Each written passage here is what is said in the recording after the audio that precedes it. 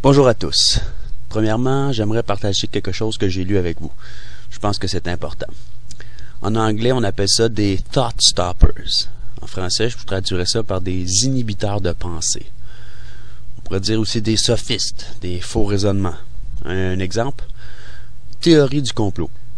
Pourquoi qu'on met ces mots-là ensemble tout le temps puis qu'on les entend ensemble tout le temps? Comme si un complot ne pouvait exister qu'à l'état théorie, mais pas réellement. Ça fait craindre les éditeurs des grands médias de publier les journalistes qui divulguent les complots, par crainte de perdre la crédibilité. C'est comme parler des extraterrestres, de parler d'un ovni qu'on a vu. Il y a beaucoup de médias qui aiment mieux pas toucher à ces histoires-là parce qu'ils ont peur de perdre la crédibilité en face de leurs lecteurs, évidemment. Mais soyons sincères. Ouvrons notre esprit un moment, ne soyons pas naïfs. Notre histoire est définie comme une longue chaîne de complots. Selon la définition du dictionnaire, une intention concertée secrètement entre plusieurs personnes et dirigée contre un individu ou un groupe quelconque. Selon cette définition, une guerre trempe dans le complot, de la tête aux pieds. Si vous ne reconnaissez pas ça, vous aurez de la difficulté à comprendre le monde dans lequel on vit. Selon cette même définition, les grandes corporations aussi conspirent constamment. Dès qu'elles envisagent de faire face à la compétition, plusieurs personnes planifient secrètement des mesures dirigées contre une autre corporation, contre un autre groupe. Donc, maintenant que tout le monde comprend que les complots, les conspirations sont bien réelles, c'est pas juste des théories, imaginez si dès que l'on soumet une possibilité de complot, on vous étiquette de conspirationniste de façon dérogatoire. Ça décourage le questionnement, d'où le terme inhibiteur de pensée. C'est la même chose pour celui qui critique une guerre, puis qu'on nomme antipatriote. Ça dit, si ton pays est en guerre, ne t'interroge pas, mais supporte-le sans réfléchir. C'est un autre genre de thought stoppers ou de inhibiteurs de pensée. Un citoyen informé, doté d'un sens critique, apprend à dénicher ces inhibiteurs de pensée rapidement. Sinon, il est facilement manipulable, puis là, à quoi bon de démocratie? Alors, s'il vous plaît, soyez digne, ne vous laissez pas influencer par ces faux raisonnements et n'arrêtez pas de vous interroger, de critiquer nos institutions. C'est votre droit fondamental dans une démocratie, puis c'est votre devoir. Sinon, allez vivre dans une dictature si vous voulez fuir cette responsabilité-là. Le but ici, c'est pas d'être socialement accepté pour avoir les mêmes points de vue que la masse, mais plutôt de prendre sa responsabilité de citoyen puis de mettre votre intelligence puis votre pouvoir démocratique à profit pour le mieux-être de tous. C'est comme si c'était nous les politiciens, dans le fond, dans une démocratie. Si on l'assume, notre pouvoir, on prend notre responsabilité puis qu'on s'informe avant de voter. Bon, maintenant, regardez bien le complot que je vous invite à regarder puis essayez de vous représenter l'impact colossal qu'il a sur nos vies puis sur notre environnement. Suivez-moi bien, on va parler du PIB puis du PNB.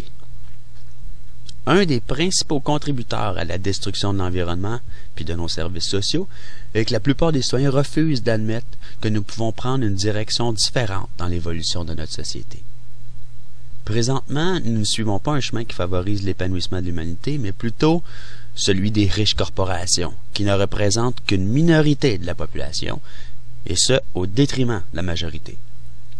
La principale unité de mesure qui sert à mesurer le progrès d'une nation, c'est le produit intérieur brut, le PIB. Mais cette unité va exactement dans le sens des objectifs de la croissance, de la mondialisation menée par la grande entreprise. Drôle de coïncidence, non? En politique, il n'y en a pas de coïncidence. Marginalisant toutes les autres manières de juger le progrès que nous accomplissons. Ça donne aux défenseurs de la globalisation un puissant outil pour nous faire faussement croire que nous allons dans la bonne direction. Pensez-vous que ce soit une coïncidence que ceux qui nous incitent dans cette direction soient les mêmes qui en tirent profit? Que l'écart entre les riches et les pauvres ne cesse d'augmenter? Que comme par hasard, l'unité de mesure du progrès ne considère que le progrès économique de cette minorité? Un citoyen informé voit une conspiration et non une coïncidence. Il existe d'autres systèmes de mesure qui prennent en considération nos échecs lamentables plutôt que de les ignorer, comme l'indice du progrès réel, le IPA. Je vais y revenir tantôt. Mais d'abord, un historique du PIB. Le PNB, qui est l'ancêtre du PIB, on dit produit national brut, l'ancêtre, remonte à la Deuxième Guerre mondiale. Il servait à mesurer le rythme de l'augmentation de la capacité de production des pays pour répondre aux besoins de la production militaire, les besoins de la guerre. Mais le fait d'appliquer cette mesure encore aujourd'hui mène à des conclusions puis des analyses complètement erronées, à la source même de la destruction de l'environnement et de nos services sociaux. Le PIB mesure le progrès selon un seul critère, économique, la valeur de l'ensemble de la production économique, c'est-à-dire le rythme avec lequel les ressources sont transformées en biens de consommation et vendues. On inclut aussi les activités et services qui contribuent à cette expansion. Le faux raisonnement est plus le PIB augmente, plus la société se porte bien. La croissance du PIB est synonyme de progrès et de bien-être. Ben oui. Pour se faire élire, les politiciens promettent de faire augmenter le PIB, le critère de réussite par excellence pour la plupart des agences. Imaginez-vous. Ce système de mesure comporte de graves lacunes. Il mesure les mauvaises choses, puis il ne mesure pas les essentielles. Les coupes abusives dans les forêts, les mines à flanc de montagne, la construction de dépotoirs de produits toxiques sont des indicateurs positifs pour le PIB. Même chose pour l'augmentation de l'arsenal de guerre, la guerre elle-même, la construction de prisons, les crimes et les ressources pour les prévenir, sans oublier la reconstruction suite aux catastrophes naturelles. Le transport maritime sur une longue distance est aussi considéré comme une bonne chose, puisqu'il ajoute plusieurs volets à l'activité économique. Production au port, le chargement, livraison, etc. Par contre, la production locale de biens destinés à la consommation locale, qui réduit le besoin de transport, et donc des impacts environnementaux, est considérée comme moins productive dans l'absurdité du PIB. Les tâches ménagères non rémunérées, les soins aux maladies et aux personnes âgées, l'autosuffisance alimentaire, des activités souvent assurées par les femmes, ne contribuent même pas au PIB. Comprenez-vous pourquoi nos personnes âgées n'ont presque plus de services, de confort ou de bien-être? Si ça ne fait pas circuler d'argent, on ne le comptabilise pas. Même chose quand on décide de protéger une terre, une forêt ou un autre coin vierge en faisant une réserve écologique. C'est pas reconnu comme un geste positif, alors que raser cette forêt, exploiter une mine à ciel ouvert, se livrer à de l'agriculture industrielle ou y construire un complexe immobilier, bingo, ça fait gonfler le PIB. Utiliser le PIB comme critère de santé économique ou sociale serait comme de considérer l'augmentation rapide du tour de taille d'une personne comme un indicateur de bonne santé. C'est illogique. L'application de ces critères aux priorités économiques a créé une distorsion flagrante des priorités économiques et de l'attribution des ressources. Ça a contribué à créer un monde en effondrement environnemental et social. Le PIB part de l'absurde hypothèse que tout ce qui est produit est bon par définition. Un bilan qui ne calcule pas les véritables dépenses. Il ne fait même pas la différence entre les coûts et les avantages, ou entre les activités productives et destructrices, entre celles qui sont viables et celles qui ne le sont pas. C'est une calculatrice qui additionne mais ne soustrait pas. Elle ignore toutes les activités qui font partie des échanges monétaires, quelle que soit leur contribution au bien-être des gens. Elles affichent tout ce qui se produit sur le marché comme un gain pour l'humanité. L'importance de tenir compte des pertes. Le PIB exclut non seulement les activités économiques bénéfiques, non monétaires, mais il ignore, à l'avantage des grandes corporations, les coûts actuels et futurs imposés à notre société. L'aspect le plus important est que le PIB ne tient pas compte de la diminution du capital naturel. Exemple, les terres arables, les minéraux, les forêts, les cours d'eau, la vie marine, l'atmosphère, qui hypothèque l'avenir de toutes les sociétés. Le capital naturel est la base de toute véritable richesse. Quand on rase une forêt, le PIB connaît une hausse relative à la valeur marchande du bois, mais ne tient pas compte des coûts économiques, environnementaux et sociaux reliés à cette forêt. En fait, c'est ça, le PIB considère l'exploitation des ressources comme un revenu plutôt qu'une perte. Comprenez-vous pourquoi notre environnement et nos services sociaux sont en déclin désastreux? Le passage d'une production agroalimentaire de petite échelle, locale et biologique, à une agriculture industrielle augmente l'utilisation de pesticides, de combustibles fossiles, puis de recours au transport sur de longues distances. Ce sont tous des indicateurs positifs pour le PIB, malgré tous les effets nocifs sur la planète. Mais chose étonnante, ces effets pervers sur la santé sont aussi contribuants au PIB. Augmentation des honoraires aux médecins, services hospitaliers, ambulances, équipements médicaux, médicaments, etc. L'utilisation de pesticides et de carburants fossiles engendre des coûteuses opérations de nettoyage, qui elles aussi contribuent à faire augmenter le PIB. Wow! Tu parles d'une façon de mesurer le progrès. Voyons non. Dans les pays riches en particulier, une partie significative de la croissance économique, exprimée par une hausse du PIB, provient de la vente de produits tels que l'eau embouteillée, qui reflète en fait une baisse de la pureté et de la salubrité de l'eau. Un autre exemple, la demande croissante pour des systèmes de sécurité qui correspond en fait à une tendance néfaste dans notre société. Dans l'univers pervers du système comptable fondé sur le PIB, même une vie familiale harmonieuse n'apporte rien à l'économie, alors qu'un divorce est considéré positif. Il contribue à augmenter le revenu des avocats, puis il nécessite habituellement, en tout cas, un nouveau logement meublé, puis à pourvoir des biens, puis de consommation. T'sais. Une femme qui porte son enfant, elle contribue pas au PIB, alors que celle qui recourt à une mère porteuse fait augmenter le PIB par les honoraires des avocats, des médecins et des autres intermédiaires. T'sais. Un parent qui reste à la maison pour s'occuper de ses enfants n'apporte rien au PIB, alors que celui qui travaille à l'extérieur pour payer les frais de garderie contribue à l'augmenter. Trop souvent, la hausse du PIB ne reflète pas un gain réel, mais plutôt une détérioration d'ordre social et ou environnemental. Pensons aussi à toutes ces sociétés minières qui extraient de l'or ou d'autres minerais de territoires habités par des populations autochtones, Puis ils recourent à des méthodes qui tuent l'humus, empoisonnent les cours d'eau, déversent des montagnes de résidus dans des lits des cours d'eau. Les coûts humains et naturels encourus peuvent être énormes. Puis le gagne-pain des habitants de ces régions dévastées peut être mis en péril pour les générations futures. Néanmoins, le PIB va juste faire ça. Il va juste comptabiliser les revenus de la vente du minerai puis les coûts d'extraction. Les activités militaires constituent un exemple suprême de cette aberration. Tout ajout à l'arsenal militaire, au salaire des employés de l'armée ou à la recherche universitaire sur l'armement, fait augmenter le PIB, bien qu'il contribue à accroître l'instabilité puis l'insécurité du pays. Une fois que cet armement est déployé lors d'une guerre, il détruit tout sur son passage. Or, les travaux de reconstruction vont rajouter encore au PIB. Même si toutes ces activités sont destructrices du début à la fin, la mort, la destruction, puis la pollution qu'elle entraîne sur son passage, sont pas comptabilisées, d'autres.